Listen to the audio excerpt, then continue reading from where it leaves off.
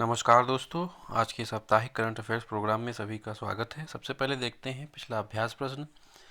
हाल ही में भारतीय वायुसेना ने ब्रह्मोस सुपरसोनिक क्रूज मिसाइल के लड़ाकू विमान से दागे जा सकने वाले प्रारूप का सफल परीक्षण किस विमान से किया है? इसके विकल्प दिए गए थे सुखोई, मिग-29, राफेल या फिर F-16, जिसका सही जवाब था ऑप्शन ए सुखोई। देखते हैं इस सप्ताह के करंट अफेयर्स के महत्वपूर्ण प्रश्न।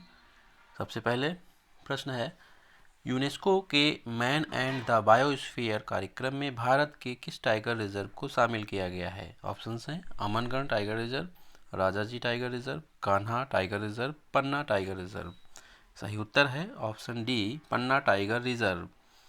अगला प्रश्न, प्रसिद्ध सनबर्न फेस्टिवल किस राज्य में आयोजित किया जाएगा? ऑप्शंस हैं असम, ओडिशा, गोवा, केरल।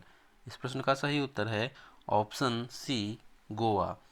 अगला प्रश्न है, नैयार वाइल्ड लाइफ सेंचुरी किस राज्य में स्थित है? ऑप्शंस हैं तमिलनाडु, उड़ीसा, कर्नाटक, केरल। प्रश्न का सही उत्तर है ऑप्शन डी केरल। बताते चले कि नैयार वाइल्ड लाइफ सेंचुरी में एक बाघिन पिंजड़ा तोड़कर भाग गई थी, जिसकी वजह से यह वाइल्ड लाइफ सेंचुरी चर्चा में आई है। देखते हैं अगला प्रश्न, भारत की पहली सौर ऊर्जा संचालित मिनिएचर ट्रेन का उद्घाटन किस राज्य में किया गया है? ऑप्शंस हैं तमिलनाडु, ओडिशा, कर्नाटक, केरल। प्रश्न का सही उत्तर है ऑप्शन डी केरल। तो भारत की ये पहली जो है सौर ऊर्जा संचालित मिनिएचर ट्रेन है, जिसका उद्घाटन केरल में हुआ है। अगला प्रश्न है, हाल ही में भारत ने किस देश के साथ निवेश पर उच्च स्तरीय संयुक्त टास्क फोर्स का आयोजन किया है? ऑप्शंस हैं यूएसए, यूएई, जापान, श्रीलंका। इस प्रश्न का सही उत्तर है ऑप्शन बी यूएई। अगला प्रश्न है, हाल ही में उपराष्ट्रपति द्वारा शुभारंभ किए गए अंतर्राष्ट्रीय शतावधानम कार्यक्रम का संबंध किससे है? ऑप्शंस हैं साहित्य, विज्ञान, कृषि, सेना। प्रश्न का सही उत्तर है ऑप्शन ए साहित्य। अगला प्रश्न है, ड्राइवरों की कमी के कारण भारत सरकार ने जनजातीय क्षेत्रों और देश के कितने सबसे गरीब जिलों में चालक प्रशिक्षण केंद्र स्थापित करने की बात कही है? ऑप्शंस हैं 100, 115, 151 या फिर 200।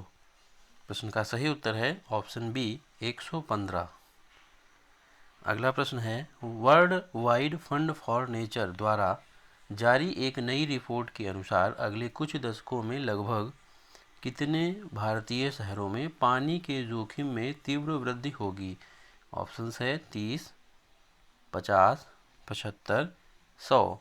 इस प्रश्न का सही उत्तर है ऑप्शन ए 30। आपको यह भी बताते चलें कि 2050 तक इस रिपोर्ट के अनुसार लगभग भारत के 100 शहरों में भारत के जो 100 शहर हैं, पानी के जोखिम में तीव्र वृद्धि होने की संभावना बताई गई है। अगला प्रश्न है, इफ़को ने बाजार क्वालिटी एग्री प्रोडक्ट्स की पहुंच के लिए किस बैंकिंग ऐप के साथ सहयोग किया है? ऑप्शंस हैं SBI YONO, Baroda M Connect plus, ICICI I mobile, Indian post mobile banking. इस प्रश्न का सही उत्तर है ऑप्शन ए एसबीआई योनो में। अगला प्रश्न, हाल ही में टी.एन. कृष्णन का 92 वर्ष की उम्र में निधन हो गया है, वह किस विधा से संबंधित थे? ऑप्शंस हैं नृत्य, संगीत, अभिनय, साहित्य लेखन। सही उत्तर है संगीत। टी.एन. कृष्णन एक वायलिन वादक थे जो कि कर्नाटक से संबंध रखते हैं। तो ये रहे आपकी इस सप्ताह के महत्वपूर्ण 10 प्रश्न। आज का एक और महत्वपूर्ण है इस सप्ताह जो भारत के प्रमुख समझौते हुए हैं, यह भी एक महत्वपूर्ण चीज़ है जानने के लिए। तो यहाँ पर जो समझौता ज्ञापन पर हस्ताक्षर हुए हैं उनके बारे में यहाँ पर जानकारी है। स्वास्थ्य और चिकित्सा के क्षेत्र में सहयोग के लिए इजराइल के साथ भारत का समझौता ज्ञापन पर हस्ताक्षर किए गए हैं। इसके साथ ही मेडिकल उत्पाद विनिमय के क्षेत्र और दूर संचार के क्षेत्र में सहयोग के लिए यूनाइटेड किंगडम के साथ समझौता ज्ञापन पर हस्ताक्षर किए गए हैं। इसके अलावा खगोल विज्ञान के क्षेत्र में सहयोग के लिए स्पेन के साथ एक समझौता ज्ञापन पर हस्ताक्षर किए गए हैं। तो ये रहे इस सप्ताह के भारत के प्रमुख समझौते। देखते हैं इस सप्ताह का प्रश्न। सप्ताह का इस प्रश्न है आपके लिए, भारत में किस क्षेत्र या जिले को कश्मीर के केसर के कटोरे के रूप में जाना जाता है? ऑप्शंस हैं श्रीनगर, किश्तवाड़, लेह, पंपोर क्षेत्र। तो आप अपना उत्तर कमेंट बॉक्स में ज़रूर दें।